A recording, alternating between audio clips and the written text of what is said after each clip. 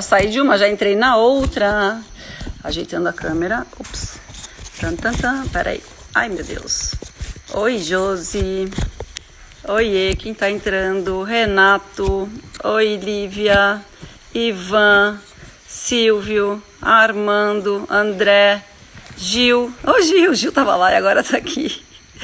Thay Schreiber, Miso, Yasmin. Esses nomes eu não consigo, tem que botar o nome de vocês de verdade. Matheus, Beatriz, Altair, Jair, Matheus, MM Luca. Olha, MTV Top 20. Oi, gente. Oi, MTV Brasil. Oi, William Blake 42. Olha o povo que tava lá na live do Papo de Cinema. Oi, Quintino, vizinho. Oi, Mionzito.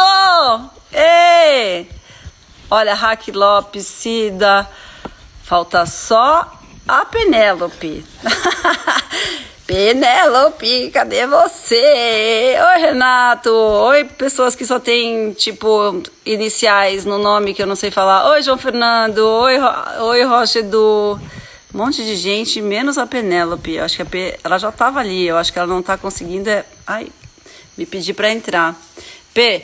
Chegou! Tá, vou pedir pra você... Peraí, não, fiz errado. Peraí, P, volta aqui, deixa eu ver. Gente, um minuto. Aqui. Só você aceitar. Que bom, gente. Deu certo. Deu! Que gato! Deu certo. Depois você precisa me dizer onde é que é esse botãozinho, porque eu tenho live para fazer dividindo tela e é a primeira vez. Ainda temos uma primeira vez. Que bom, né? Eu acho que depois dessa quarentena, acho que não vai ter mais ninguém que não vai ter feito live nesse Brasil, gente. Não é possível.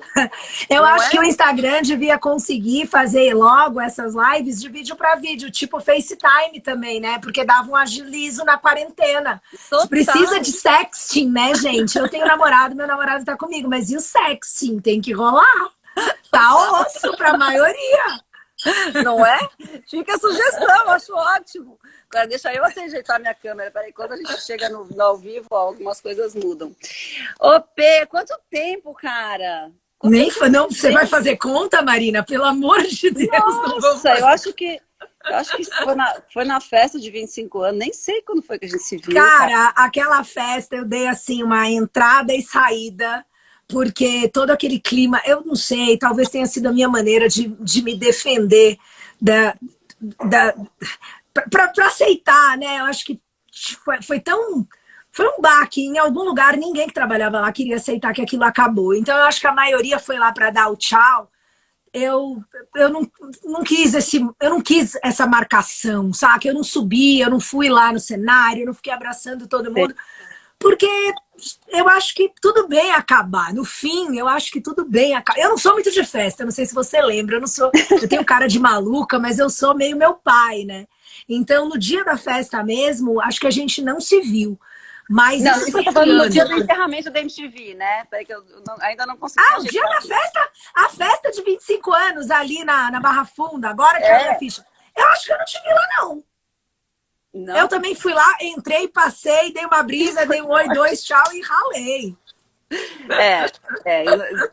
Já não me lembro mais, que faz tanto tempo, faz tanta coisa naquele dia. Eu acho que eu te vi, sim. Mas eu sei, não, eu achei legal você falar desse dia do encerramento da MTV Brasil, né? Da nossa despedida do prédio. Não, total.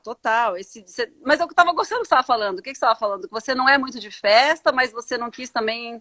Não, eu acho que tem mais que assim, depois de uma certa idade, você começa a ter mais perspectiva das coisas. E essa, pelo menos na minha opinião, tem sido o melhor de envelhecer, né? Porque eu cresci numa época, eu acho que você também, a gente pegou essa geração que de uma hora para outra rompeu algumas amarras daquele envelhecimento que significava um peso, assim, né? Então, o envelhecer, eu cresci olhando para os meus avós e nitidamente eu tinha essa sensação de que o envelhecer trazia um pesar. Eu não tenho essa experiência, saca? Então, eu me sinto privilegiada nesse sentido de perceber que a passagem do tempo, ela me oferece uma coisa que eu não poderia ter de outra maneira, que é perspectiva.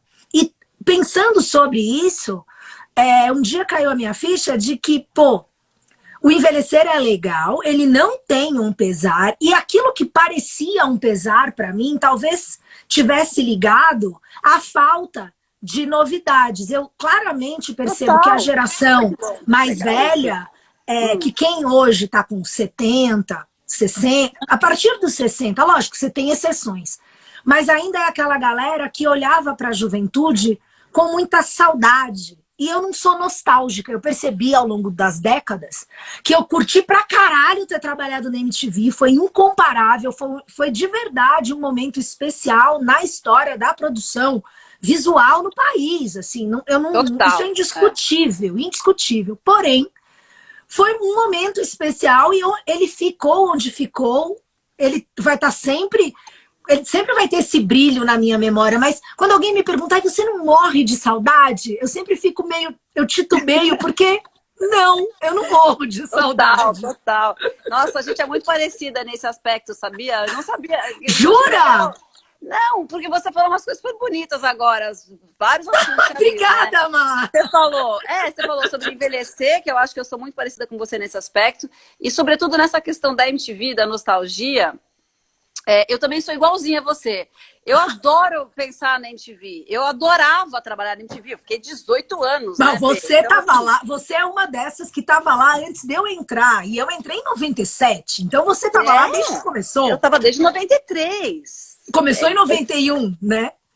Começou em 90. A MTV começou 90, em verdade, 90. Quase 91, no outubro de 90. Que era perto do fim do ano. Então, assim, eu adorava trabalhar lá e eu tinha muito amor por tudo aquilo, total. Mas quando eu falo da MTV, quando eu penso nas coisas que eu fiz, eu vejo as fotos, eu vejo os programas, eu não tenho uma nostalgia. Eu acho que aquilo, um saudosismo. Que da hora. Assim, você é que signo, Marina? Um afeto gigante. Você é aquário? Eu sou aquariana. Então, né? Meu ascendente é Gêmeos. Eu acho que de verdade, assim, vou fazer essa ligação que para tanta gente parece telúrica, mas, de novo, assim, é curioso. Para mim, a astrologia sempre foi curioso como ferramenta de autoconhecimento, né? Eu nunca tomei decisões baseadas no horóscopo do dia, porque isso é uma grande bobagem. Mas, de novo, né, da perspectiva da passagem do tempo, quando você observa algumas coisas, você pelo menos questiona. Será que é coincidência? Porque você vê, meu ascendente é Gêmeos e é ar. E o ar tem essa característica, né? Essa volatilidade.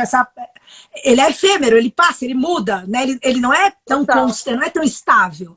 E aí eu acho que a gente lida melhor com mudança. E isso é do caralho. Porque permanecer na mesma coisa, com saudade do que foi, ou apegado ao que é, me parece ser um dos erros da vida, assim, saca? Fonte de tristeza, né?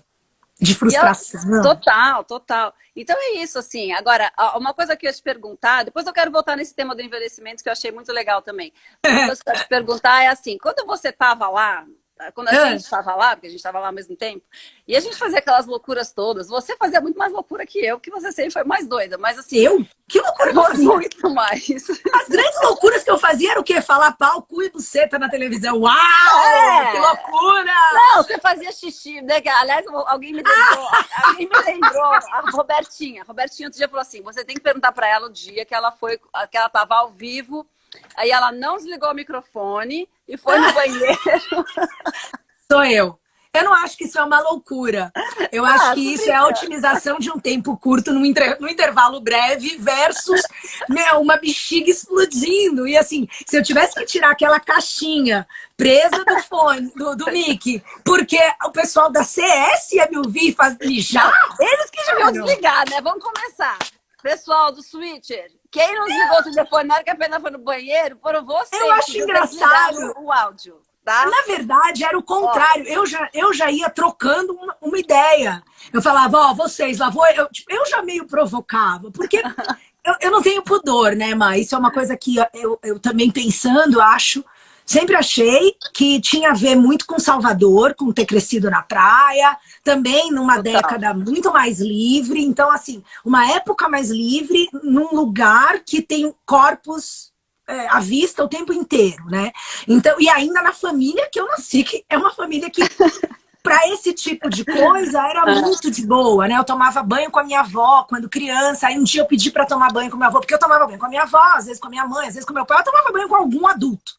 E aí um dia eu acho que eu criança senti vontade de tomar banho com meu avô, porque, pô, eu sempre tomo banho com todo mundo. Meu avô era super sisudo e tal.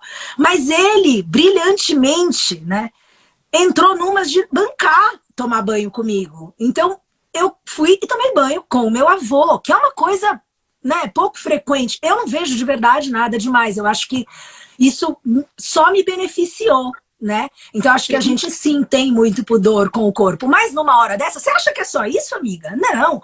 E no MTV na rua?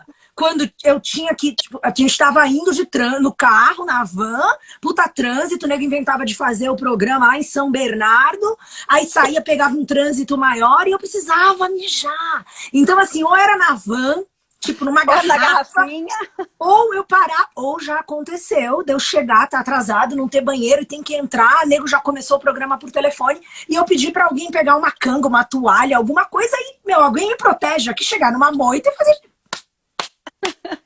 Então, assim, de verdade. Carnaval o ano inteiro pra Penélope no MTV. Outra coisa que na Bahia não é muito legal, mas a gente não tem banheiro público no Brasil, né? Bora lembrar, o que se mija na rua no Carnaval de Salvador serviu pra alguma coisa. Eu não tô nem aí, faço xixi em qualquer lugar. São Paulo, em todos os lugares, né? Faço xixi em qualquer lugar.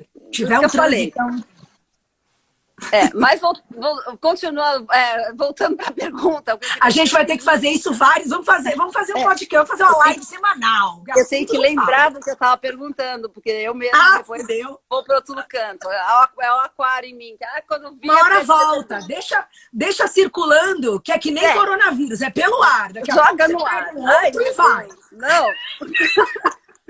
Mas o que eu te pergunto é o seguinte, se você, na época que você estava na MTV, se você tinha noção do que significou aquilo tudo, né? Porque quando a gente estava lá fazendo, eu não sei, para mim, pelo menos, eu tinha a impressão de que era assim, uma grande, sei lá, bagunça com pessoas da minha idade, falando para pessoas da minha idade, pô, eu fui ficando mais velha, enfim, mas quando eu entrei lá, era isso. Era fazer uma TV para pessoas da minha idade, como eu, que falavam que nem eu, que podia falar palavrão, que podia errar, você podia, sei lá... então dava uma bugada, porque em algum lugar era fazer uma televisão, mas a gente sabia como que televisão era feita, e aí aquela televisão que a gente estava fazendo não tinha nada, quase nada em comum nada a ver com a TV que era feita, né? Total. Mas que aí pra mim era isso. Só que quando eu saí, agora eu acho que, olhando em retrospecto, como você falou, né, tendo a perspectiva, né, do tempo que passou e a quantidade, assim, as coisas que as pessoas vêm falar comigo, olha, a MTV para mim significou isso, isso e aquilo, eu não morava num lugar que não tinha nada, que não chegava informação, que meus pais não me reconheciam como uma pessoa, sei lá, correta, o que quer que seja, entendeu? Enfim... Sim, eu nem entendia como normal, né? A MTV autorizou muitas pessoas no país inteiro a entenderem que ter uma identidade... era legal, né? E a diversidade de identidade era legal, né? Então que não tinha 2 ou 3 maneiras só de ser, né? Exatamente. Então foi muito libertário, sem dúvida. Mas então, minha pergunta é, você tinha essa noção ou quando é que isso chegou para você? Que eu acho, não sei se para você foi assim também. É como você disse, né? No início, você ficou lá uma cota, né? Então, no início, impossível perceber isso. Com o passar do tempo, eu acho que o fato de eu também ser filha de um cara que era artista e que que é artista, né? Porque ele ainda é, mas já era na época, nesse sentido que eu falei que era. E que era desde antes da MTV. Eu cresci vendo meu pai. Antes de você nascer, já era artista. Na verdade, né, ele tinha uma alma, né? Mas o Camisa começa de verdade, eu tinha 7 anos. Então eu já existia. Mas... eu via como meu pai nunca, apesar dele ter surgido, despontado no momento que o rock nacional explodiu, ficou assim relativamente rápida, ficou claro que ele não era igual à galera do rock nacional. Então eu tive a oportunidade na adolescência de entender as diferenças entre ser mainstream e não ser. Eu acho que em algum lugar do meu inconsciente esse paralelo acabou acontecendo na MTV. Eu nunca olhei, enquanto eu estava lá, eu não olhava por esse viés a importância de tudo que nós estamos fazendo, porque eu não sou essa pessoa, né? Porque a gente também não era essa pessoa. Exatamente, eu acho que não cabia nem lá. Mas o que eu acho sobre isso é que, primeiro, para qualquer pessoa ou qualquer empresa, enfim, que esteja produzindo no presente, focado no propósito do que está fazendo, já não consegue ter. Enquanto o presente é o presente, esse tipo de raciocínio é uma coisa que a gente só consegue fazer, pelo menos eu acho agora, né, diante da sua pergunta, depois que não tem mais. Né? Primeiro porque acabou. Aí você começa a poder, de novo, de se distanciar e olhar para aquilo e pensar o que aquilo significou. A MTV conta com um outro detalhe que não é detalhe. Ela, na minha opinião, ela participou foi um momento único, porque a internet estava começando a se desenvolver e a MTV até tentou caminhar nesse sentido e faliu terrivelmente, porque não apostou. A MTV podia ter sido YouTube no Brasil, né? Em algum grau, musical, avevo, mas não, e tudo bem, não havia como ter essa visão, não, né? Talvez precisasse estar de fora, e a coisa ainda demorou a se desenvolver para ganhar esse corpo e poder existir digitalmente, ter toda essa presença digital que uma Avevo hoje tem. Mas a gente foi a gente teve o último momento do tempo onde você não conseguia ter internet assim, consumir tudo na internet. Então, ainda era uma separação gigantesca entre... A gente vira uma porta para um outro universo aqui no Brasil, total, né? E isso é muito próprio daquele momento. Porque depois a internet se expandiu, se instalou, e aí o mundo mudou, todas as mídias televisivas, enfim, até as telecomunicações mudaram completamente. Então, mudou o cinema, mudou o rádio, mudou tudo, né? Mudou tudo. Ainda tem esse detalhe. Ela se desenvolveu imediatamente antes desse momento, e na hora que esse momento começou a se afirmar, ela, por outras razões que eram contratuais e tal, teve essa coincidência também dela sumir um pouquinho já na hora da cruza, né? Na hora que uma coisa cresceu, ela sumiu. Então foi tipo, caralho, assim, significou muito mesmo, muito, muito. Total. Não, você tem total razão, assim, que a MTV, ela desempenhava um papel que hoje é totalmente ocupado pelo YouTube, pela internet, pelos YouTubers, digamos assim. Não, e ela concentrava, né? Hoje tá espalhado, pulverizou. Então nunca mais nada vai ter essa importância única. Não vai. Pois é, e às vezes as pessoas me perguntam, nossa, mas como seria a MTV hoje? Eu falei, aquele MTV hoje não teria. Não existiria, porque aquele mundo não existe mais. A gente pegou, não tinha telefone celular. Quando eu entrei na MTV não existia telefone celular. Eu lembro. Esses dias eu achei, não sei onde tá. Eu achei meu primeiro telefone celular. É bizarro, né? Bizarro. Não, eu fazia a produção do Cine MTV sem internet, então eu tinha que pesquisar filme. O que eu tinha? Eu tinha que saber de um ator, eu dependia daquelas revistas, das revistas. Quando a gente tinha que dar alguma novidade, alguma coisa assim, a gente recebia por telex, uma vez por semana, porque o Zeca Camargo, que era o chefe da minha telex, época, velho. Telex. Ele assinava um serviço que mandava uma vez por semana, eu lembro direitinho, era quinta-feira, tipo 4 da tarde, serviço que informava quais eram as novidades do mundo da música e do cinema, pra gente botar nos jornais. Ele botava no Semana Rock, na MTV no ar, eu botava no Cine. Então a gente chegava que era aquele, sabe aquela impressora que tinha uns dentes assim, que era aquele furinho do lado? Super sei.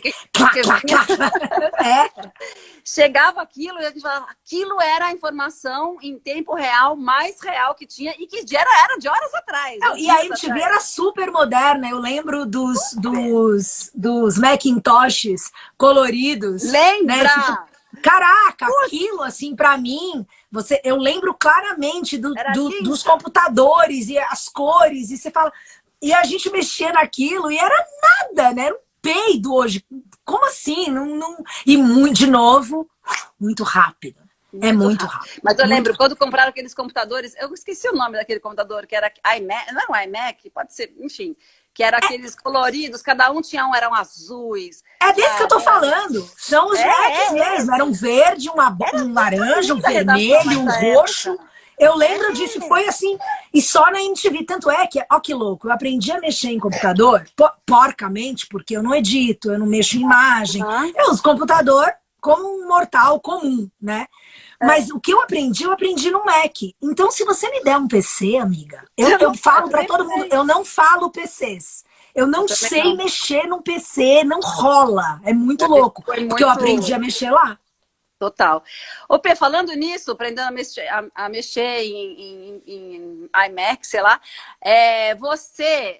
o que você, vamos lá, porque você, como eu, você era da produção antes de você apresentar, mas eu quero saber o que você eu era fazia. do artístico, né? Você era da produção, eu era do departamento artístico, mas enfim, backstage, atrás das câmeras, sim. A produção eu quis dizer bastidores, vai. Sabe? Bastidores. Melhor, mais específico, mais genérico. Mas assim, o que você fazia antes de você entrar na MTV? Você entrou fazendo o quê? Mas a pergunta é assim, o que era a MTV para Penélope, espectadora? Você queria trabalhar lá, você curtia, você assistia, você almejava trabalhar lá e aquilo foi um sonho que se realizou ou foi um acaso da vida? Não, vamos lá. Eu acho que o Cazé foi um VJ que entrou pelo Caça VJ, né? Que teve... naquela época do Caça VJ, eu trabalhava no shopping Iguatemi. E meu pai me encheu o saco. Na verdade, ele não me encheu o saco, não. Meu pai me deu o toque de que a MTV ia fazer o teste e tal. E uns amigos, né? E eu, por gostar, ficou aquela coisa, faço, não vou, não vou. Eu não consigo achar, eu não vou nem dizer que eu procurei, porque não tá comigo, né? Mas eu tenho em algum lugar um jornal desses que vinha, um jornal de grande circulação, que vinha tipo o caderno do jornal. Até jornal, amiga, a gente não tem mais, é tudo digital. Lembra? Eu assino ainda. Lembra desses cadernos? Vó, para com isso. Lembra desses cadernos que vinham? Alguém fez uma matéria e tinha uma foto da fila. E eu tô na fila. Eu tenho esse recorte. Eu tô na fila do teste. Porque eu fui assim, tipo, puseram tanto uma pilha. A loja onde eu trabalhava, vai lá, mano, o que custa? Eu fui no horário do almoço. Se eu não me engano, eu fui no sábado. Teve teste, eu não lembro se sábado e domingo. Ou, enfim, eu fui no dia que eu tava trampando, fui no meu horário do almoço. E não fiz. Porque a fila era imensa e tal. Eu dei um tempo, não deu. Falei, foda-se, eu tô lá trabalhando. Não... E ficou por... Não era um sonho, mas eu cheguei a pensar em fazer e tudo bem. Era o MTV Pega pra Criar, 94 isso. Exatamente, que eu trabalhava no shopping. Foi depois com o Léo Madeira e com o Rafa. Foi daí. Pega pra Criar, 94. MTV Pega pra Criar. Que louco. Aí eu trabalhava no shopping. Do shopping eu fui trabalhar em gravadora, em 95. Uma amiga foi montar um departamento, me chamou, eu fui trabalhar com divulgação de rádio em gravadora. Eu troquei de gravadora, fui para uma outra, e nessa outra, além de rádio, eu fazia um selo gringo, a divulgação de um selo gringo, além de em rádio. Um dia alguém falou, por que não foi a Penélope para levar os clipes do selo na MTV? Ela tem toda a estampa, eu tinha o cabelo rosa na época e tal. Não, ela fala muito mais a língua daquela galera, porque imagina, era um selo da Continental, que era total sertanejo aqui no Brasil, né? Enfim, eles tinham um acervo legal pra caralho, a Continental, roqueiro, muita coisa de rock boa, e eles não tinham uma pessoa, e aí falaram, pede pra Penélope, será que ela topa? Eu falei, não, lógico que eu levo. E eu já ia aos VMBs. Quando meu pai era convidado, eu ia. Então eu já tinha ido em VMB, porque eu conhecia. Então eu já ia. No primeiro VMB eu fui. Sim, e eu fui em todos, na verdade. E aí um dia, como eu entregava os clipes no departamento artístico, que era quem recebia os clipes, eu conhecia a galera ali do TAR. A Ana, a Ale, o Fralda, a Aninha Surani. E aí, o Vini, que era nessa época. E aí, quando o Vini saiu, eu passei uns 2 anos atendendo a MTV. 95, 96, 97. Se você pensar de 95 a 96, 2 anos e pouquinho. E aí o Vini saiu. Quando o Vini saiu, abriu uma vaga, a Ana fez a dança das cadeiras ali, promoveu quem dava e falou, cara, precisa de uma assistente. E ela me chamou, falou, Penélope, você não quer trampar aqui? Que a gente tá precisando de um assistente. Eu olhei e falei, cara, qual o salário? O salário que eu ganhava. Trabalhar na MTV vai ser muito mais legal. Lógico, eu prefiro trabalhar aqui. E aí eu fui trabalhar lá. E assim eu entrei na MTV. Em 23 de setembro de 97. E você, como espectadora, você assistia a MTV? Você curtia? Eu assistia, mas eu via eventualmente. Eu nunca fui uma MTV fanática antes, mas isso não significa... Eu não sou muito fanática com nada. Então, não é um demérito, entende? Eu via e curtia, tinha programas que eu adorava, né? E aí tentava ver sempre, mas aquilo, tava em casa, tava passando, eu dava uma olhada. Mas eu nunca fui uma consumidora voraz de TV. Então, acho que isso também tem que ser dito, sabe? Sim, total. E aí, como é que foi a sua passagem para frente das câmeras? Maluquice. Você que nem eu, né? Você batalhou. Eu fiquei 2 anos e pouco antes de fazer o teste para apresentar. E meu teste era horrível. Eu já falei mil vezes. Meu teste era inaprovável. É porque eles realmente queriam uma pessoa que entendesse de cinema, que falasse inglês, que entrevistasse as pessoas, e falaram, não, vamos investir nela, bota na fonoaudióloga. Mas é isso, né? Vai lá, corta o cabelo. É isso. Se tem o que importa, porque, de novo, né, no paralelo, o que a gente teria que ter tido para ser considerado um potencial de apresentador? Aquelas coisas que eu olho na TV e eu acho ridículo, desculpa, entendeu? Acho que a essa altura todo mundo sabe. Aquela coisa óbvia do, olá, estamos aqui para... Sabe, ainda mais sendo mulher, eu acho que é tipo tudo que eu não quero ser, né? E é tão artificial, essa coisa robotizada do que é um bom apresentador, neutra, limpa, pronta para receber uma marca qualquer na cara e para poder dizer qualquer coisa mais ou menos de qualquer jeito. Eu acho que a grande genialidade, a maior de todas da MTV é exatamente essa, a gente já falou no começo. Em transmitir essa pluralidade, né? E dizer, cara, a mina que pira em cinema e tem esse jeitinho e fala assim, pô, olha que gata, olha que interessante, olha que... E outra pessoa que tem um peitão e fala de outro jeito e tem uma outra postura que para tantos pode ser chamada de sei lá o quê, é uma pessoa. E aí o outro cara que fala e todo trutinha, ele é também, e o cara que é cabelo... Enfim, total. Você tinha todo esse cenário e isso autorizava tanta gente a descobrir quem que queria ser, né? Porque quem assistia MTV tá fazendo esse exercício de o que eu quero ser, quem eu quero ser na vida. E poder ter ideias tão diversas de possibilidades é muito rico, né?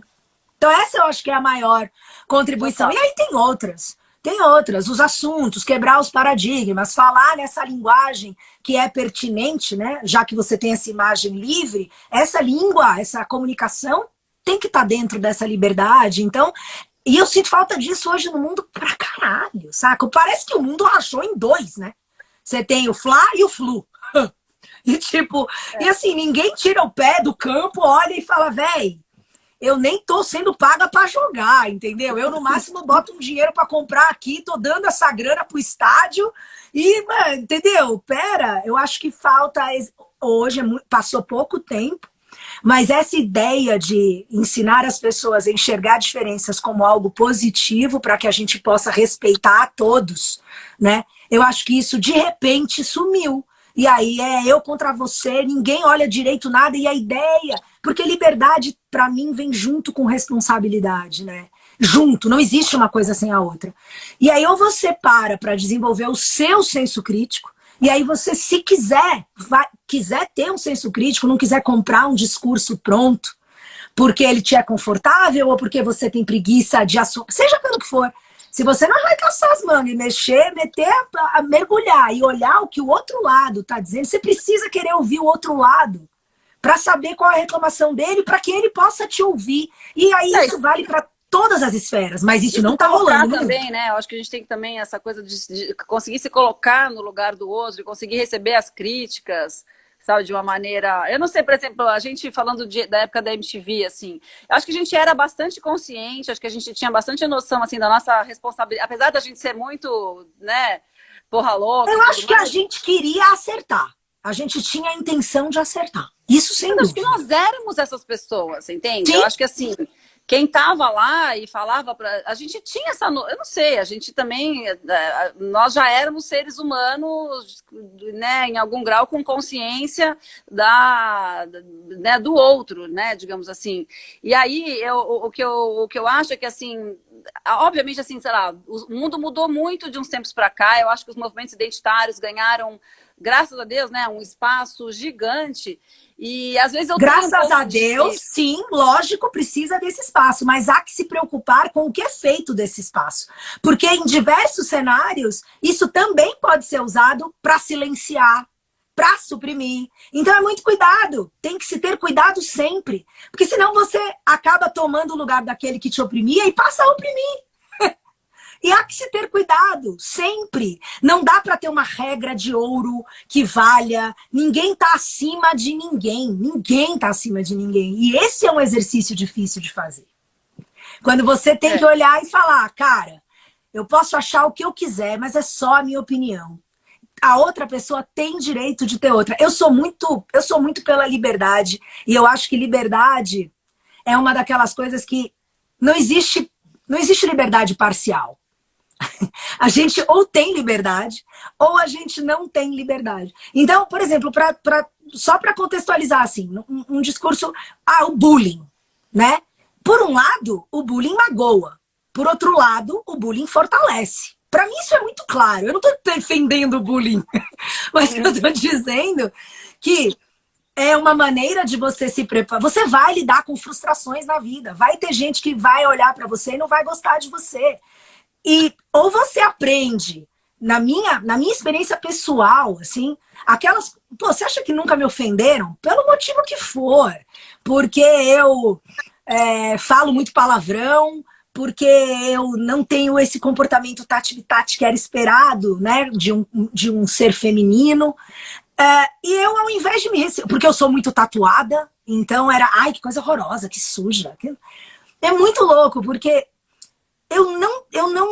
Eu não silenciaria essas pessoas. Eu sou pelo direito dessas pessoas pensarem isso de mim. E tá tudo bem, o equívoco é delas. Mas peraí, acho que mas tem duas coisas aí diferentes. Aí eu viajo. Uma eu tô vendo. Não, porque assim, eu acho que tem o seguinte, acho que você falou muito de liberdade. Acho que liberdade é um valor que ele é absoluto e ele... não pode ser questionado nesse lugar. Acho que todo mundo tem esse direito de ser livre. Mas quando você compara... Mas aí você tem graus de liberdade, lógico. Ou com essas pessoas que, por exemplo, os haters, digamos assim, as pessoas que ofendem... eu adoro hater, Marina. Eu adoro hater. Eu não respondo. Eu acho não é possível.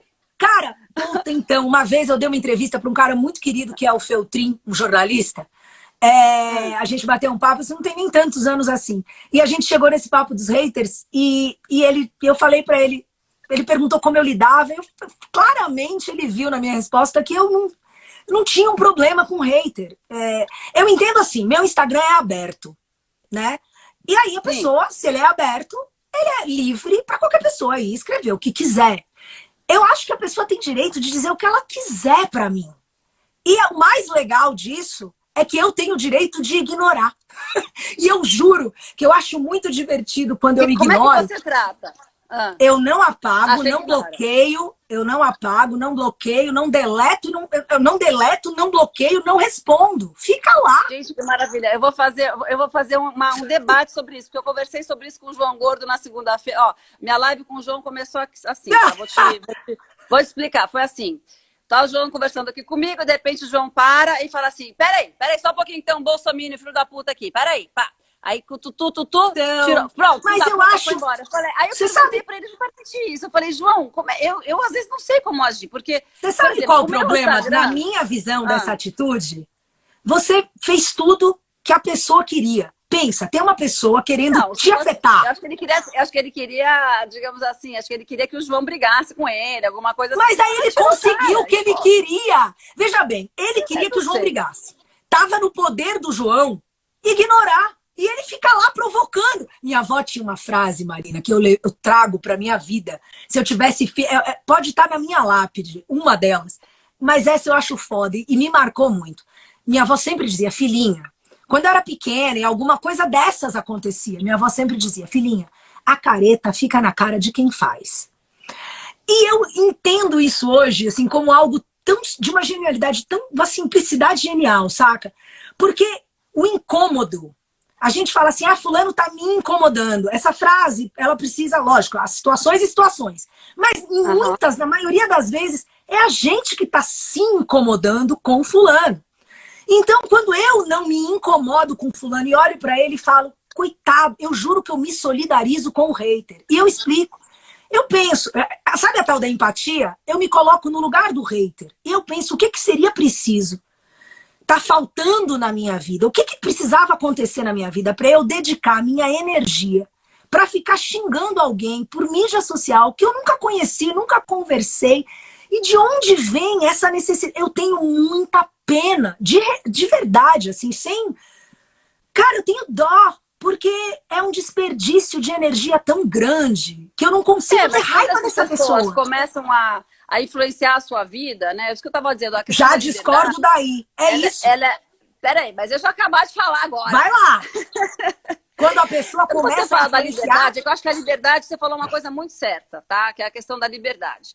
Agora, quando essa liberdade que o outro se dá, ou que você dá a ele, à medida que você dá espaço para ele falar certas coisas, e o que ele fala retira a sua liberdade, ou o seu direito de ir e vir, ou o seu direito de existir, porque os haters fazem, é isso, entendeu? Esses movimentos neofascistas, essas coisas, eles querem que a gente morra, que a gente deixe de existir. E nesse caso, então, eles não têm que ter liberdade de falar. Eu acho que tem. Eu acho que tem. Tem que ser punido legalmente. Tem que ir para a justiça, botar esse cara na cadeia. Eu acho que... Então, é muito louco, porque a gente é um país que não tem uma tradição de liberdade de expressão muito clara. A gente não tem essa cultura arraigada. Você pega os Estados Unidos, assim, eles se calcam, todo o discurso patriota deles é um dos pilares fundamentais, é a liberdade de expressão a vários custos, assim, né? Então, eu acho que a gente aqui não tem isso tão arraigado. E eu olho e penso, bom, primeiro que eu falei, né? Eu acho que o cara, ele não me incomoda. A pessoa vai lá e me xinga. Eu olho para aquela pessoa e penso, qual é a importância da opinião deste ser a meu respeito? Eu não vejo nenhuma. Então, para mim é fácil ignorar. Não, tudo bem, mas isso não, tá pera, eu vou evoluir. No seu Instagram. Mas o Instagram é meu. Mas aí entra no que eu te falei. A pessoa vem e me xinga. Em 2004, eu saí na capa de uma TPM que falava sobre aborto, porque eu já fiz aborto e aí tem um relato sobre essa experiência e tal. Foram algumas mulheres que saíram na capa, tal. Aí, eu não lembro, 1 ano, 2 anos atrás, o STF tinha legislado, dado o direito a uma mina abortar, e aí ficou aquela discussão, isso era para ser do STF, não é? O STF está, né? Uma discussão em torno disso. E eu, como pessoa que é pela descriminalização do aborto, né, que acredita nisso, e que não se omite em falar, que eu acho que também é direito da pessoa. Que nem querer fazer outing, a pessoa é gay. Mas tem que se assumir, porque a comunidade, velho, eu não quero, a vida é minha, né? Mas eu não tenho problema em falar. Foro particular de cada um. Eu me lembro. Eu não tenho problema em falar sobre a questão. Aí, quando rolou a parada do STF, eu me senti compelida a pegar a capinha da TPM, fazer um post no Instagram, com um texto que meio que defendesse o porquê que eu estava fazendo. Rapidamente, né? Uma manifestação... Já tinha Instagram nessa época? Que ano que foi? Já! Eu tô no Instagram, minha filha, era mato o Instagram. Tô no Instagram desde 2011. Isso é coisa de 2 anos atrás, se muito. Aí eu fiz o post... mas a capa da TPM é mais antiga. A capa da TPM é 2004, se eu não me engano. Por isso eu perguntei. Falei, mas você já tinha Instagram naquela época? Não. Agora, na época dessa decisão do STF, eu peguei a capa, até porque eu não tinha postado ela no Insta ainda, e achei que aquele era um bom motivo para mostrar o meu posicionamento. Tá?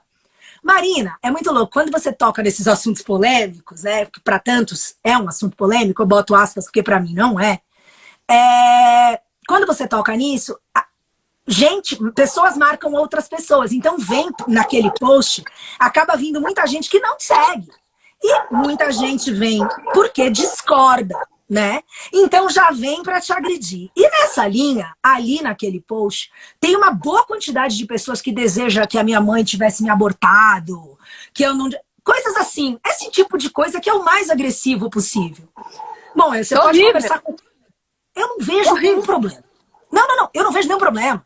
Eu sempre penso, pois é, minha mãe não me abortou. Não, eu tô só falando, mas só essa falando é muito de mim. pessoal seu, cara. Eu estou só falando, mas eu sou, Marina, a menor minoria. A menor minoria é o indivíduo. E eu só posso falar de mim. Então, eu tô dizendo como é que eu lido e como é que eu vejo essas questões. É muito particular. Porque é particular, mas assim, é um questionamento que eu procuro fazer. Eu não nasci assim.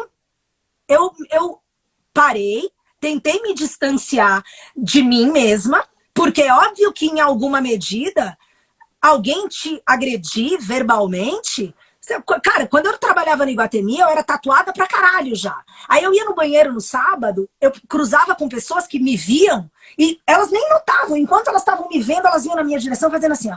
Nossa, coisa horrorosa. Cruz credo. Isso aqui. É muito engraçado, porque eu latia pra essas pessoas quando elas passavam por mim.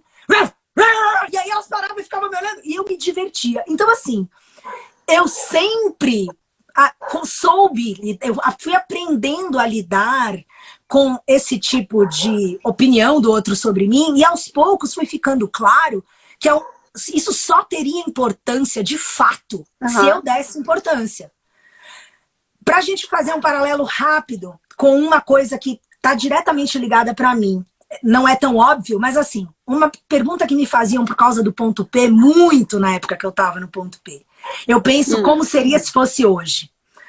Jornalistas me perguntaram várias vezes, como é que você se sente com a responsabilidade de aconselhar a vida de uma pessoa? E lá em 2004, 5, 6, 7, enquanto o ponto P existiu, eu sempre disse, cara, eu não tenho uma responsabilidade. Não, mas você influencia. Eu não influencio ninguém. As pessoas é que se deixam influenciar. E hoje, esse termo influenciar, na época, me perguntavam assim, o peso da sua responsabilidade, porque você influencia, a sua opinião pode influenciar. E eu lembro que claramente, ligação após ligação, eu dizia, gente, mas ó, fulano, isso é só minha opinião. Você tem que ver como é que é pra você. Porque, em algum grau, fica muito cômodo, na minha visão, eu botar a culpa no mundo. Quando alguém pergunta pra mim, quem são suas influências? Eu autorizei. Eu tô sentada aqui atrás, tem um cara que muito me influenciou. Eu amo esse quadrinho do Bowie. Eu sei, você também. A gente é mega fã. Love you, Bowie, forever. Mas assim, foi o Bowie que me influenciou do nada? Eu olhei pro Bowie, eu vi coisas no Bowie que me tocaram, me despertaram outras coisas, e ele passou a ser uma influência pra mim. A gente pega, por exemplo, para citar uma coisa difícil, eu amo o Woody Allen. Eu acho que ele tem, especialmente a partir de uma certa época, ele tem uma filmografia que pra mim cara, o cara é um gênio. Aí de repente vem a parada, a Mia Farrow, pega a criança, pegou a filha. Caralho, o Woody Allen, o que eu vou fazer? Fudeu agora! O Woody Allen é um cara que será que é, será que não é? Aí a filha diz que é, aí a mulher... Eu não sei, eu não tava lá. Eu vou jogar toda a obra do Woody Allen por causa... Eu não posso me... Então, pra mim, eu tenho que saber separar. Você abriu muitas janelas. Mas eu tenho essa mania. Vai, aquariana! Mas então, peraí que bora falar lá do bullying que você me falou, tá? Não, eu quero falar algumas coisas aqui, porque eu acho que é importante, pessoas. Eu tô vendo aqui os comentários, ouvindo você, vendo os comentários e tal. Eu queria deixar claro também, enfim, duas coisas que eu queria dizer. Uma, que essa questão do bullying, por exemplo, que você falou. Eu acho que você está falando de um ponto de vista de uma pessoa que tem uma personalidade forte, que você tem, que é uma pessoa que construiu essa personalidade, digamos, nessa. Você fez essa. Vou usar uma palavra feia, tá? Porque não me veio nada mais... Fica à vontade. Mas essa carcaça de que, sabe, de aguentar as coisas duras das pessoas. Couraça é uma boa. Obrigada. De aguentar as coisas duras que as pessoas te falam, pelo jeito já faz... Sem dúvida. Desde antes da MTV, por causa da tatuagem. Eu não diria que é aguentar, eu diria que é ignorar. Eu não diria que é aguentar, eu não aguento. Mas você nada. construiu essa fortaleza, digamos assim, essa coisa blindada que você se fez, que você mas a não gente liga não com o que as nasce com pessoas isso. falam. Claro que não, pois é, mas você construiu, tá? Sim. Os cachorros estão loucos aqui. Fica à vontade, amiga, eu tenho 5 aqui. Se eles começarem a ouvir, eles vão começar a latir, então aproveita. Não, pois é, tá vendo que eles estão... Então, eu que estou aqui do lado, que estou enlouquecendo. Mas isso é uma coisa muito particular sua. Você está falando de um ponto Eu de vista deixei isso claro no início da minha muito fala. particular seu. E o que eu penso em relação a, por exemplo, aí só voltando na questão do Instagram, dos haters, de quem fala, quem não fala e tal, eu acho assim, eu também tenho uma postura meio que eu ignoro, porque dá muito trabalho você ficar bloqueando. Eu fui lá, eu consegui bloquear algumas hashtags, sobretudo para evitar esses robôs de Bolsominion, de Bolsonaro, essa máquina, né? Essa máquina do ódio, entendeu? O gabinete do ódio, para um pouco me blindar em relação a isso, que eu não quero que meu Instagram seja espaço para ficar disseminando ideia de fascista, entendeu? Então, isso aí eu consegui bloquear. Mas, de fato, eu tenho essa sorte, eu não tenho gente assim no meu Instagram. Outro. Então, assim, por outro lado, outro dia eu estava vendo a Perry Smith, maravilhosa. Perry Smith, que veio para o Brasil, ela deu uma palestra lá no dia, na época que a gente podia frequentar teatro, fui no Sesc Pompeia, com aglomerado, várias pessoas daquela época. Lembra? Faz tanto tempo aí, que saudades, a gente poder ir de novo para o teatro. A Perry Smith falou isso, ela falou assim, eu sou totalmente a favor da liberdade de expressão. Acho que isso na verdade, é a coisa mais importante para um artista, é ele conseguir se expressar e ele permitir que as expressões se deem de todas as formas possíveis. No entanto, eu não acho que o meu Instagram é espaço para as pessoas ficarem expressando ideias violentas, ideias de ódio, mensagens neonazistas, esse tipo de coisa que a gente tem muito hoje em dia. E aí eu acho que ela tem razão nesse aspecto. Assim, eu acho que eu sigo um pouco essa linha de falar assim, beleza, eu também acho que as pessoas têm que se expressar livremente. No entanto, se essa expressão dessa pessoa suprime a minha própria liberdade, essa pessoa não pode fazer isso. Então Má, eu acho que a liberdade... É um guia, sabe? Eu entendo o seu ponto de vista e eu não tenho... Eu entendo seu ponto de vista e eu respeito que você age assim. Eu sou pela sua liberdade de agir como você quiser no seu Instagram. Entende? Eu tô só dizendo como é que eu lido. Assim, a pessoa pode dizer, para mim, a melhor maneira de não concordar, muitas vezes, sobretudo com alguém que a opinião eu desprezo mesmo, eu simplesmente não continuo. Porque quando eu continuo... Sim. Alguém vai lá e faz, socialista de iPhone, qualquer post que você faça sobre desigualdade, por exemplo. Distribuição de renda. Eu fiz um post outro dia assim... Penélope, foi assim xingar, parecia que eu estava falando de aborto, que é um tema mega polêmico, entendeu? Eu achei que não ia ter discordância, que as pessoas falam, não, todo mundo é a favor de que a renda seja mais bem distribuída no mundo, né? Por que uns têm bilhões que não podem gastar e outros morrem de fome? Eu falei que a renda ser mais bem distribuída, eu imagino. É que há maneiras e maneiras... Parece uma coisa... Não vou discutir com essa pessoa, não vou e não tem que discutir. Você vê como eu me poupo o trabalho? Pra mim, a pessoa ia dizer o que ela acha, ia ficar lá. A chance dela voltar no meu Instagram e assim, então, é muito melhor ignorar. Muito melhor. Muito. Mas é isso, eu acho que tem nuances aí nesse caminho que são... É isso, a violência, o ódio, esse tipo de coisa. Eu não quero que fique lá. Não quero que as pessoas fiquem incitando ódio e violência contra os outros no meu espaço. Se eu conseguir tirar... Às vezes escapa também, porque eu não tenho que dar tempo de ficar lá pagando um por um, sabe? Muito chato. Eu acho só que deixa... no meu... Primeiro que eu não passei... Não lembro de ter passado. Na verdade, esse do aborto foi um... lembrei de um pesado. O 7-1 da Alemanha contra o Brasil, como eu era uma dessas poucas pessoas que torce contra a seleção brasileira, porque eu acho que não dá para ser patriota, enfim, é a minha opinião, né? E quem quiser discordar, por favor, fique livre para fazê-lo, né? Mas eu, no exercício da minha liberdade, fiz uma brincadeira, uma montagem com uma foto do Hulk, com aquele, né, derrière dele avantajado, chorando a derrota ali. Eu fiz uma brincadeira botei uma, sei lá, uma linguiça e uma bandeira da Alemanha, assim, e fiz um texto dizendo por que que eu não estava triste com a derrota do Brasil. Eu lembro que tinha uma amiga minha do meu lado e falou, mano, amiga mesmo, né? Mano, pra que você vai fazer isso, velho? Tipo, pô, bora perder seguidor, amigo, porque eu quero seguidor que goste de mim porque me conhece, essa é a minha visão. A pessoa, ela não precisa pensar igual a mim, mas ela, no mínimo, tem que saber separar, pelo menos pensar, pô, a Penélope nisso, eu não concordo com ela, mas eu gosto dela por outras razões. E se ali também for um ponto de ruptura, cara, a gente rompe com tanta coisa na vida.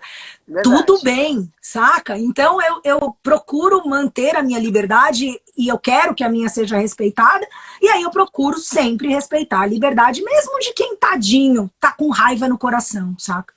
Eu não posso querer salvar os outros. Eu acho que a vida é sobre eu tentar me melhorar, né?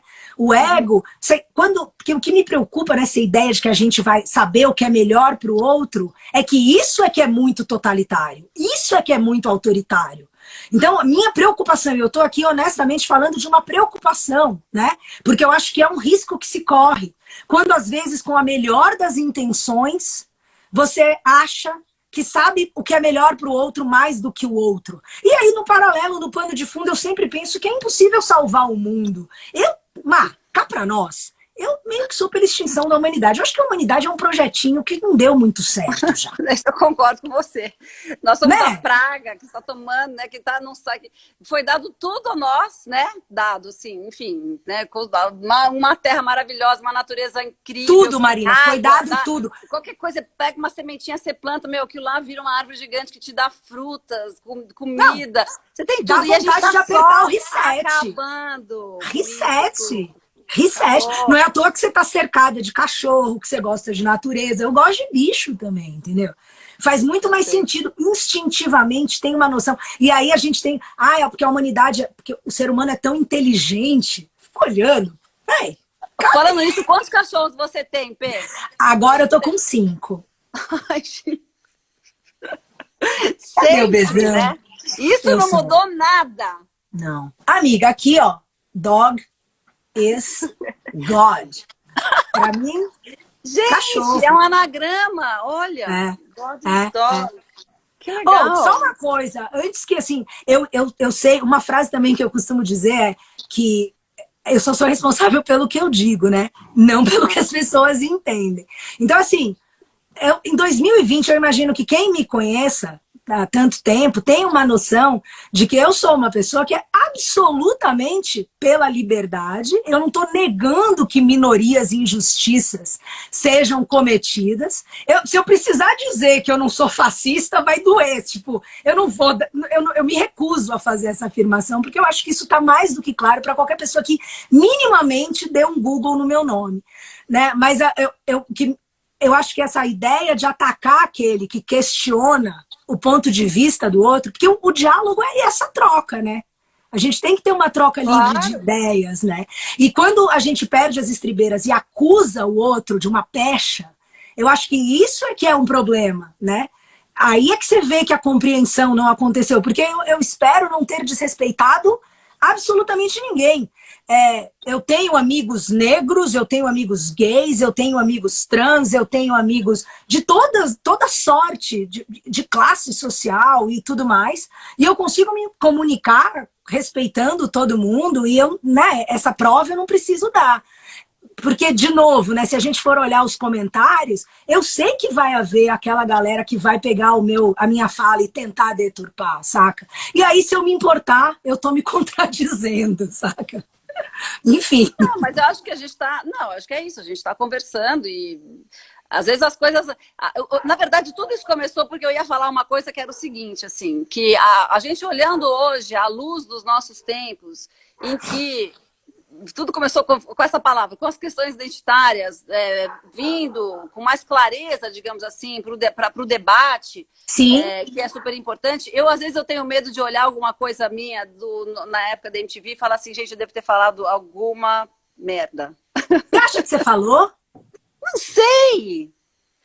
Não sei, eu posso ter rido de uma piada besta. É muito louco, né? Porque de alguma coisa que é baseada em preconceito. Eu não sei. Pode ser que eu não era essa pessoa que eu sou hoje. Eu não tinha tanta consciência política, obviamente política não, mas assim, até porque a política mudou muito. Mas eu não sei, a gente tinha uma coisa mais intuitiva, eu acho, sabe? Eu sempre fui... Eu acho que a gente, nos programas MTV... Aliás, a gente só fala dos seus programas. Antes que acabe a live que a gente ficou aqui debatendo... Mas acho que tinha uma coisa intuitiva de entender que, sei lá, é isso, que, por exemplo, grupos que hoje a gente sabe que são grupos que estão em movimentos identitários, eles tinham que merecer um olhar mais cuidadoso nosso, mereciam espaço, e mereciam isso que a gente estava falando antes, sabe? De se reconhecer como um indivíduo, sabe? De se Mas reconhecer a gente como... tinha... Por isso que a gente tinha essa diversidade na MTV. Nomes, a gente trabalhou anos direta, sem saber. A gente representou isso, sem precisar ficar falando disso, saca? Pessoas vão errar, né? É um processo, eu acho que esse questionamento, esse amadurecimento, essa reflexão, a gente aprende errando. Então, assim, quando eu vejo hoje a galera execrando um erro de uma pessoa num momento de uma fala equivocada, isso me parece muito absolutista, assim, saca? Eu acho que falta o reconhecimento de que a gente erra, sem prestar atenção. Né? A gente olha e fala, cara, não pensei nisso ainda. É tempo, todo dia é tempo para a gente rever os nossos... Mas a gente só tem a oportunidade, lógico, a gente pode aprender observando, mas a gente decora e aprende melhor quando a gente faz uma coisa errada, né? E ninguém erra de propósito. Então, eu sempre falo isso, a gente não sabe muito bem o que a gente acertou, mas a gente não esquece dos erros nunca, a gente aprende tão mais com os nossos erros, é uma coisa muito doida. Agora, então, acho que o direito de errar e essa compaixão com quem errou precisa ser ressaltado, porque eu não vejo isso acontecendo muito, tá em decadência, assim. Eu queria dar oi pra Didi Wagner, que está aqui. A Didi tá aí? Tá. Didi, amiga do Pipe! Nossa, limusine! Vamos Besão, vem aqui, cara. Dá oi pra Marina. Daqui a pouco, ó, com os cachorros. Bê, você então entrou, você estava lá no TAR, no departamento artístico, e aí como é que foi a passagem? Fez o teste? Não vai dar tempo de eu contar. Dá sim, vamos lá. Aqui, ó. A gente pode recomeçar. Mais um pouquinho, até eles a gente pode recomeçar. Eu trabalhava no artístico, né? E como eu era já um pouco tatuada e eu tinha uns peitaços na época, toda vez que caía, sei lá por quê, coisas da Ana Butler, toda vez que vinha um artista internacional de metal, eu acho que porque eles sempre me olhavam com aquela cara, né? Tipo, cabeluda, pá. Eles achavam que tinha uma afinidade. A Ana sempre me punha pra acompanhar. Então virou aquela coisa. Monsters of Rock, vai a peito. Espera, Bezão. Meu cachorro tá com ciúme da live, liga isso. E do outro do cachorro que tá latindo. Ai, que amor! Atenção, Bernardo, cara. Meu, cara, solta. Como ele chama? Bernardo. Bernardo, que fofura. Bernardo. Adorei. Ele é gigante, tem 42 quilos, é o maior da família. Ele é imenso. Quando isso acontecia, como isso acontecia sempre, virou meio que uma tradição, assim, né? Esses festivais de metal, show de metal, era AP. E aí, quando o Fúria acabou, lembra? Quando acabaram todos os específicos? Lembra. Né? A entrada do Mantovani, aquela... Gás Total. 98, aquele momento traumático da história da MTV. De repente, o VMB tinha melhor clipe de pagode e melhor clipe de axé.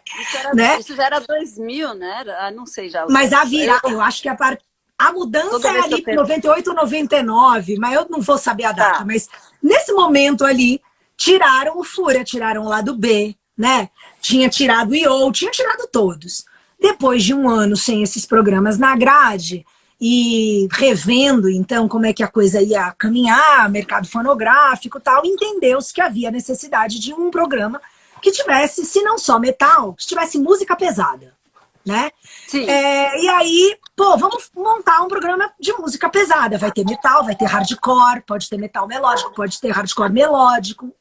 Era na época do new metal, então precisava também, ia ser legal que tivesse um programa que coubesse o new metal. E nessas, quem que vai ser VJ então desse programa? E aí a Ana Butler vai fazer o teste. Aí falou, acho que pra Cris Lobo. Pelo que eu sei, é meio isso. Ah, a Peitos devia fazer o teste, porque Cássia Eller me apelidou de Peitos em um verão lá da MTV. Nossa, tinha aquela música, dedos, dedo é 10 e é 2. E a Cássia, em um verão, começou a cantar Peitos, Peitos, toda vez que eu chegava na gravação. E aí o povo do TAR já tipo, oh, Peitos, Peitos, Peitos virou meu apelido na MTV. Eu Todo mundo me chamava de Peitos. Peitos, Era Peitos. Tudo com Peitos. E aí... põe a Peitos pra fazer o teste. E eu não queria fazer, Mar. Eu adorava meu trabalho no TAR. Eu falava, cara, eu não quero apresentar programa, não. E aí a Hello, a Ale Brigante, ô Peitos, boa, cara, faz esse teste logo, cara. Ele não vai parar de te encher. Faz essa merda, de repente nem anda, entendeu? Vai lá e faz.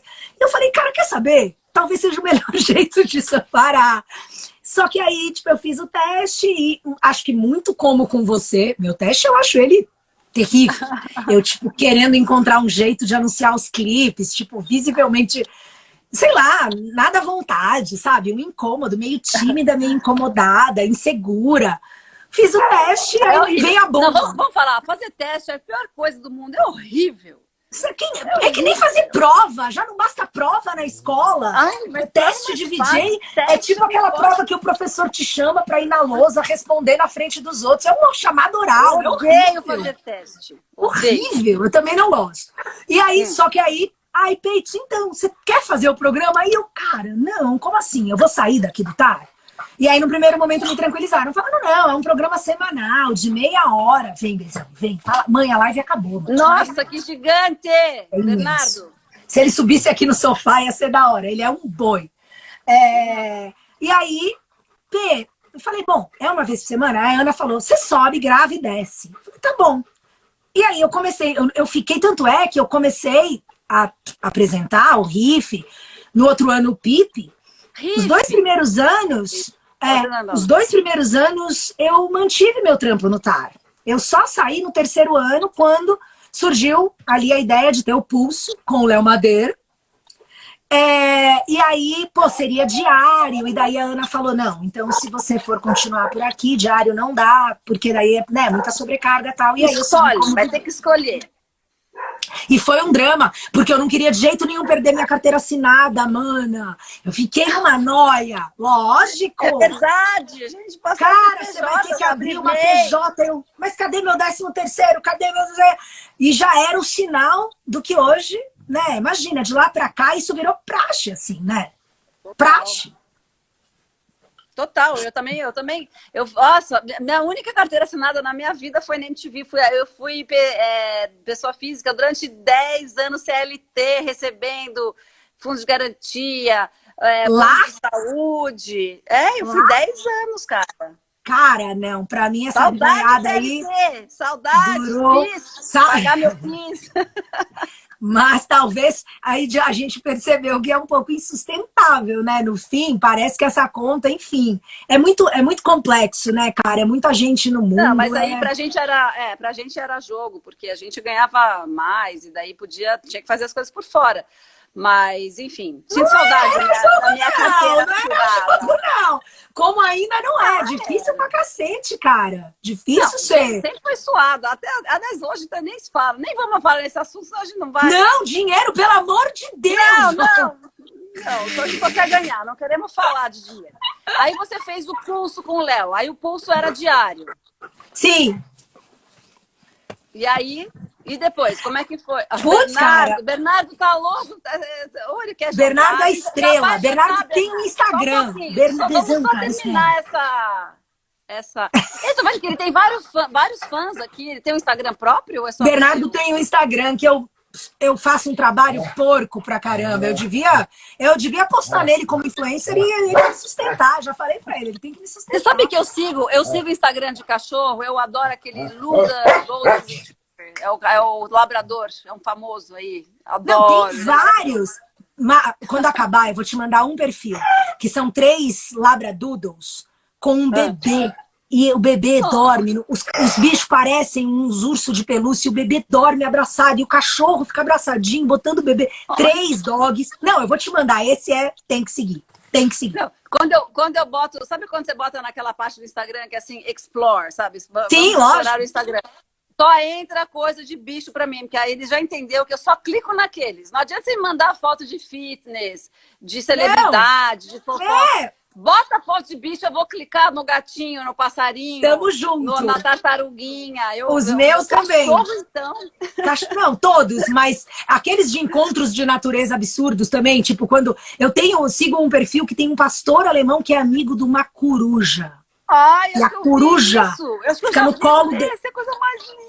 Aí eu falo, a humanidade, velho, eu quero voltar a baleia jubarte. Se for pra voltar, ou é golfinho, ou é baleia jubarte, ou é um dog que eu conheci lá em Noronha, que também, garantia um espaço que era muito da hora. Ai, que demais. Bom, aí do pulso, quanto tempo foi o pulso? Quanto vocês ficaram? O pulso, talvez uns 2 ou talvez 3 anos. Eu não sou boa de data de duração, não. Tá, mas com o Léo, ele era ao vivo, ele era no final da tarde. E era o grande programa de entrevista, assim, pra quem vinha fazer show em São Paulo, né? Então a gente entrevistou. Pegaram um filézão, né? Vários filés. A gente entrevistou bastante gente. Era antes do Disque? O Pulso eu acho que era imediatamente antes do Disque. Não. Era 5 da tarde? O Disque era 6. Então eu acho que era nesse horário. Tipo, pouco, das 4h30 às 6. Era uma coisa assim, mas das 3 às 5, era no meio da tarde. Porque se ia pegar os caras que estavam indo pro show, tinha que ser final da tarde. Era no meio da tarde. Meio pro final da tarde. E com o Léo eu apresentei o... Puta, a gente entrevistou... Ai, cara, não me lembro. Tem tanta gente. Puta, eu lembro de uma...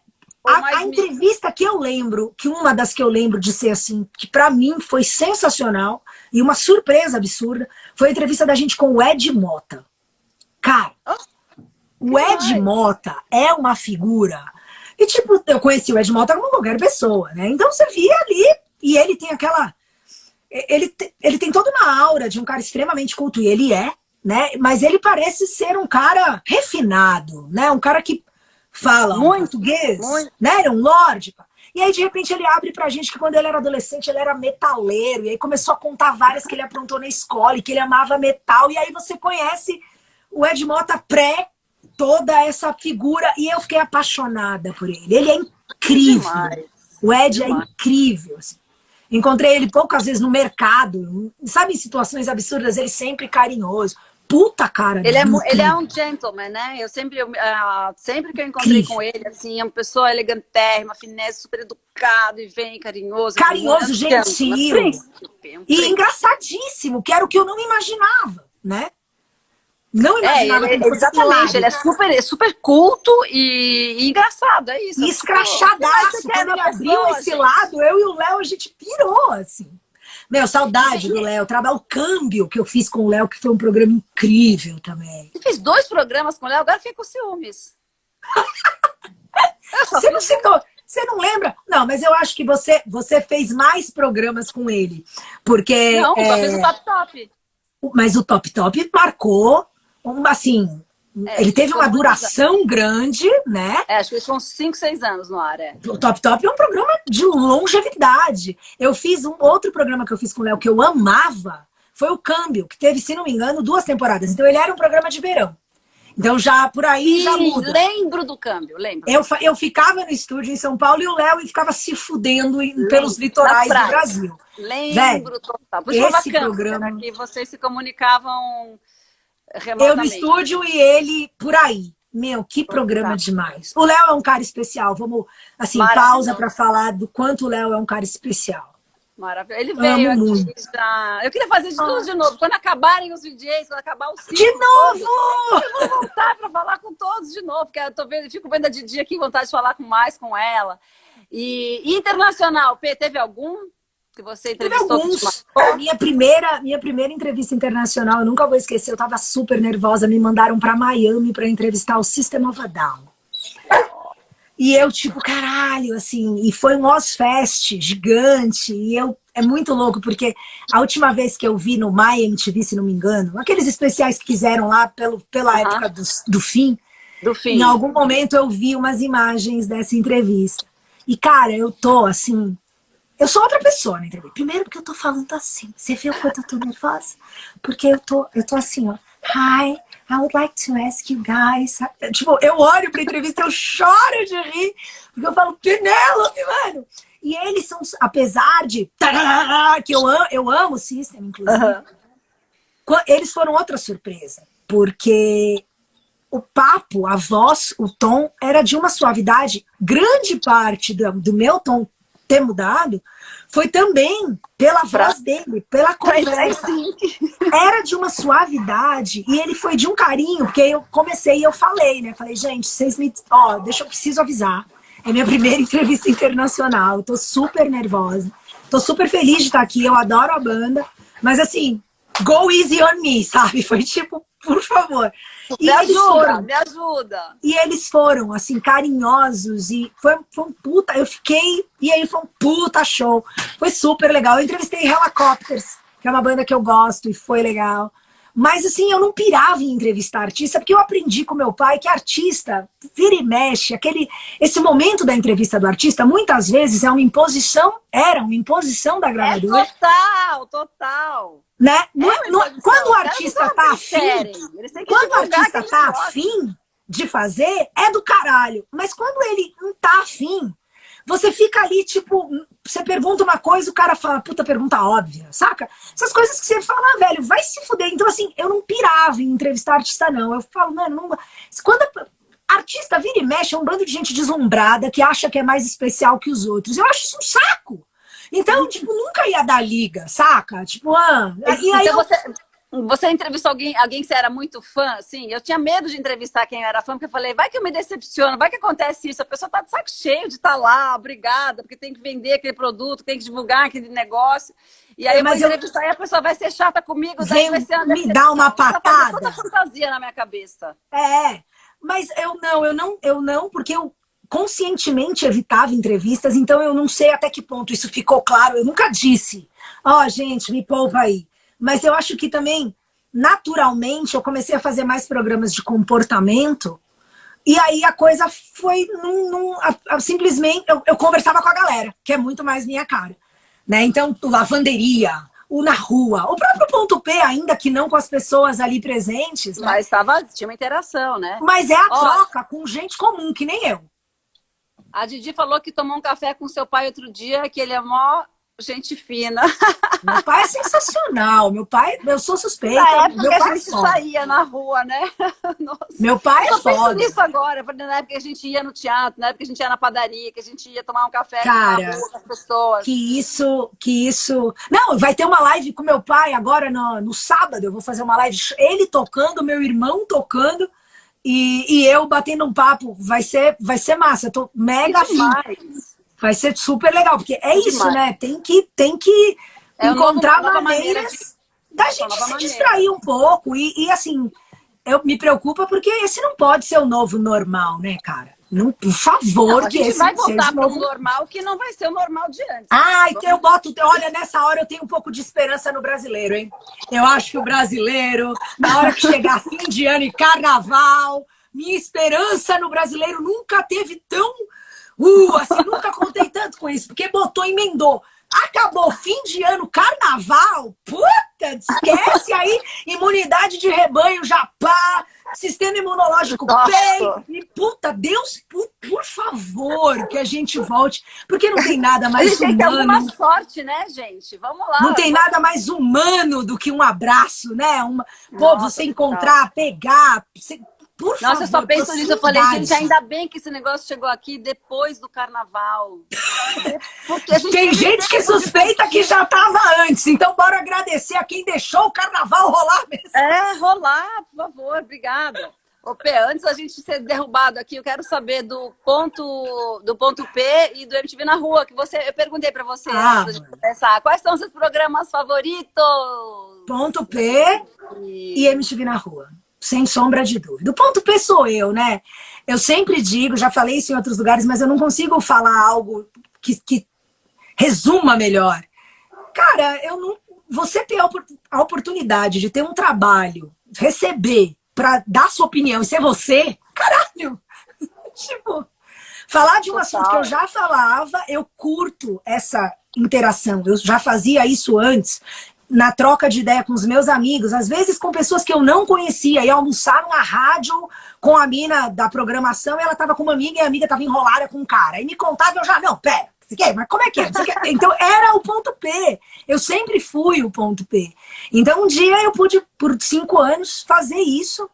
Cara, foram 5 anos o ponto P? 4, 5, eu acho que 4, 5, 6, 7, 8. Eu acho que foram 5 anos de ponto P. Demais. No início, ele era diário, era um telefonema, um clipe quente. Um telefonema, um clipe quente. E aí, depois de 1 ano e meio ou 2, eu não me recordo, a Cris, Zico, puta, vamos fazer só você sem telefonema? Você topa? Eu falei, puta, demorou, era muito mais legal. E aí, foi só alegria mesmo. Assim. Algumas ligações complicadas, que eu, né?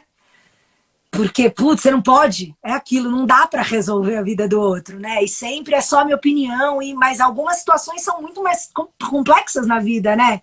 Por isso que o lugar do outro é tão necessário respeitar. Mas não dá pra atravessar o lugar do outro e dizer eu sei o que é melhor pra você.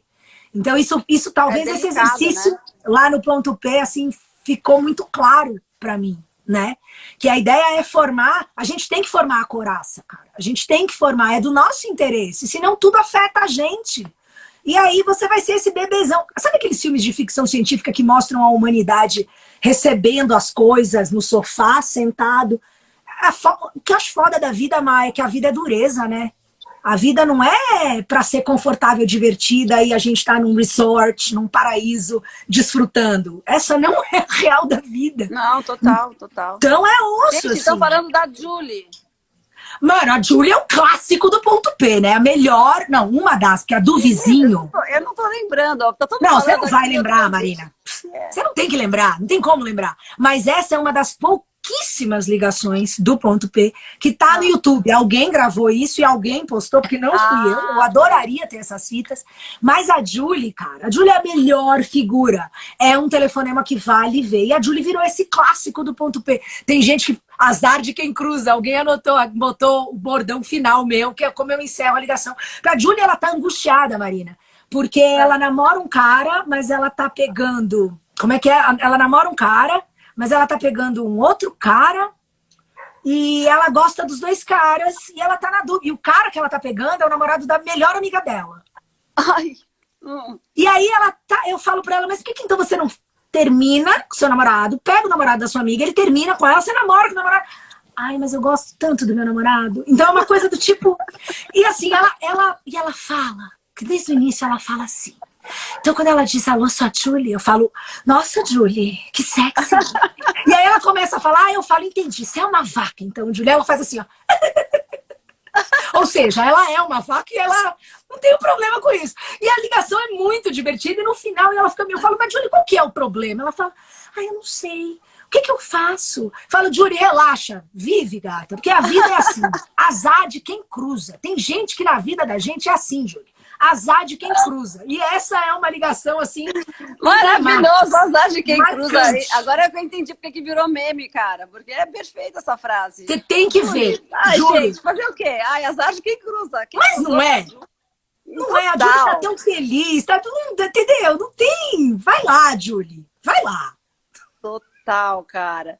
E vem cá, e o programa que você fazia com a Didi, o Pipe? Ah, o Pipe foi que durou Didi, 1 ano. Era demais. Puta, era demais. Era demais, né? A Didi era uma figura nesse programa, o Jairo, muito amor pelo Jairo. E pena que esse programa só durou 1 ano. Esse programa tinha um cenário, mas 1 ano pra MTV, um dos cenários muito. Mas ele não durou mais tempo porque o Jairo saiu. O que impediu que ele fosse... Saiu. O Jairo saiu da MTV, daí não tinha como fazer, entendeu? E aí alguém falou, P, você continua, vamos fazer o ponto P sozinho? Eu falei, ah, beleza. A Didi foi fazer outras coisas e eu fui fazer um programa novo que tinha muito a ver com a minha persona já ali, né? Mas o cenário do Pipe era muito marcante. Também. Conta, muito lindo. As cabines. Branco. Eu lembro disso, cara. Quem que era? Era o... Puta, quem que era? Ai, não tô lembrando o nome dele. Eu não tenho memória para nome. Mas eu cheguei um dia lá no estúdio e tava essa discussão. Tinha o Edson e tinha mais alguém. Bom, enfim. E era essa discussão da máscara preta e da máscara branca. Olha o nível de sedução do meu cachorro. Ele trouxe um brinquedo para me seduzir. Lesão, eu já vou, cara. Ai, eu que já amor, vou, cara. gente. Eu já vou. Aí era essa máscara preta versus a máscara branca. E a máscara branca era muito mais bonita. E eu fiquei ali enchendo, não tinha... Imagina, minha opinião não tinha peso nenhum. E eu fiquei, o branco é mais moderno, cara, a gente não tem nenhuma branca, bora apostar no branco, o que que custa? E a minha alegria quando eu vi que a máscara branca tinha sido escolhida pra fazer o programa, porque iluminava, ficou lindo. E aí depois veio Fila Anda com cenário branco, Lavanderia com cenário branco. A MTV tinha isso também, né? De, tipo, quebrar os padrões da estética e do que, como se fazia, e fazer do jeito que a gente tá afim de fazer. Liberdade, cara. Liberdade de experimentar e correr o risco de errar. No máximo, a gente ia aprender. Exato. A gente não tinha aquele compromisso de, tipo, sei lá, daquela audiência que tinha. Quer dizer, tinha um pouco até no final, mas não era assim, sei lá. No final, mas... E aí, no final, isso desandou, né? Porque a expectativa, aí perde o ponto. Quando você deixa de fazer pelo seu propósito e começa a controlar, o controle é uma merda, cara. E é inerente, né, ao nosso ego e tal, mas acho que todos os problemas vêm mesmo dessa ilusão da gente de controlar. Acho que grande parte do medo que a gente está vivendo agora vem do fato de que a gente perdeu a habilidade, a gente não reconhece mais que a vida não tem controle, cara. Não tem. Você pode... Não tem. Você não sabe de onde vem, você não sabe pra onde vai. É o que a gente está vivendo agora. É isso. E pra gente finalizar, vamos falar do MTV na Rua. Ai. Programa maravilhoso. Bom, você já contou que você fazia xixi na garrafa. Marina, eu fiz xixi em cada biboca no meio do caminho. O que te marcou mais esse programa, P, você acha? Por que você tem tanto Porque carinho? Era ao vivo, e isso requer uma medida de... Eu não vou dizer coragem, porque isso parece engrandecedor. Eu diria de desapego, de entrega mesmo, né? É coragem na medida que tinha uma entrega. Porque eu podia levar uma ovada, né, Má? Eu podia entrar um bêbado no cenário, como aconteceu mais de uma vez.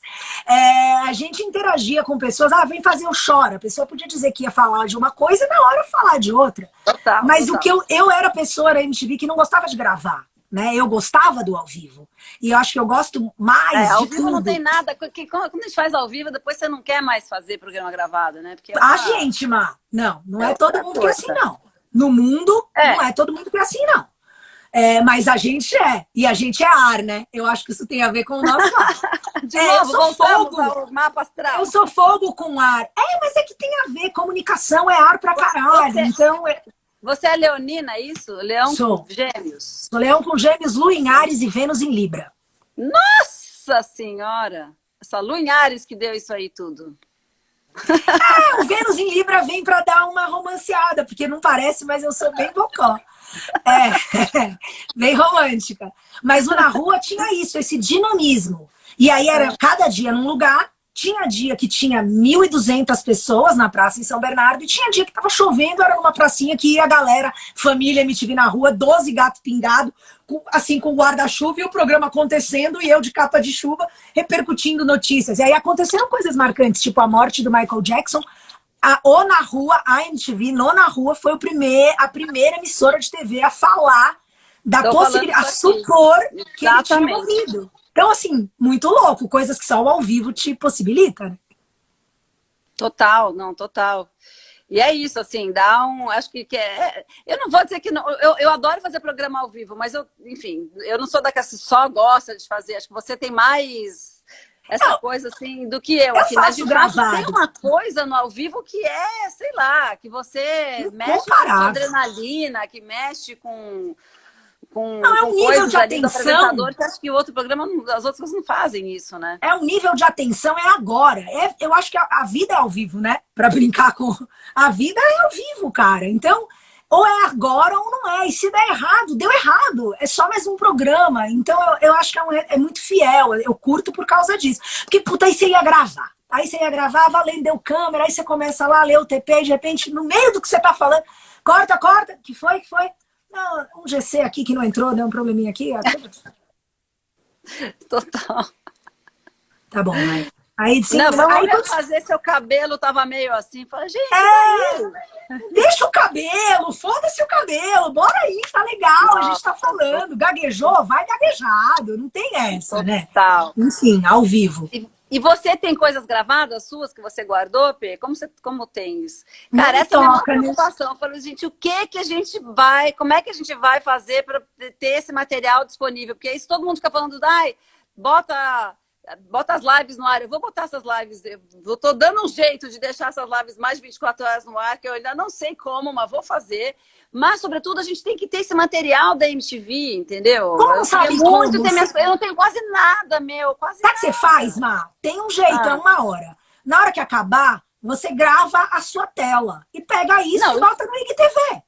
Então, isso aí eu tô fazendo, mas as nossas coisas da MTV. Ah, o nosso material da que MTV? tá lá na fitoteca. Onde é que isso tá? Isso eu não gosto. Tá aí, Tá lá. Vamos entrar e vamos aproveitar que não tem ninguém na rua. Bora botar as máscaras, uns capuz. Bora entrar lá e bora pegar as fitas tudo, distribuir. Ó, vem cá, isso é sua. Vamos fazer isso. Não, só que eu tenho que fazer, porque a banda de fita beta, que eu não sei como é que vai fazer. Mas a gente leva uma... A gente arranja, não. Aí uma máquina para ver de quem que é qual, a gente arranja. Primeiro a gente tem que pegar as fitas. Mas as fitas, um pouquinho de fita do ponto P, um pouquinho de fita. Uma amostra de cada programa, nem me fale, cara. Não, porque é isso, assim, a nossa história, a história da música brasileira, a história que você Chico tanta gente. Chico Science. Eu penso assim, em umas coisas que eu vi, várias, né? Falei do Chico por acaso. Não, eu falei do Chico porque veio ele, mas assim... Um dia, cadê? Não vai ter? Nunca mais ninguém vai ver? Como assim? Só a gente tinha. Foi a gente que fez. A MTV. Não tem... E aí? É um buraco, né? Um buraco. Total. Mas, Peita, é isso. Então, super obrigada. Eu que agradeço. Foi uma delícia. Obrigada pela troca. Eu sei que eu falo pra caralho. Eu atropelo mesmo. Mas eu sei trocar. Então, mas obrigada mesmo pelo Obrigada, adorei as memórias, adorei as reflexões, enfim. A gente nem falou que a gente tá aí cinquentona, que a gente achava que envelhecer pra gente como mulher ia ser muito mais difícil. Tenho certeza que pra você tá tudo bem. Esse é um assunto, a gente tem que abrir uma live só. Bora fazer uma live só disso, eu topo. Esse assunto, de verdade, porque é isso. Hoje em dia, envelhecer não é a mesma coisa do que era para as nossas avós. Então, a menopausa. Bum. Não, por favor, vamos falar disso. Quero muito. Eu tô. Então, olha, obrigada a todo mundo que participou aqui. Obrigada, gente. Obrigada, P. E sexta-feira com o Edgar Piccoli. Você vem, né, P? Nosso eterno gato, eu passo para dar oi. Pode deixar. Por favor, aparece. Pode deixar. Aqui. Pode deixar, eu mando um salve. 7 da noite estão rolando essas lives. Didi, que eu sei que entrou, beijo enorme mesmo. Saudade forever. Má, beijo, tchau, Didi. Beijo a todos. Tchau, gente. Tchau, Pé. Adorei. Eu também.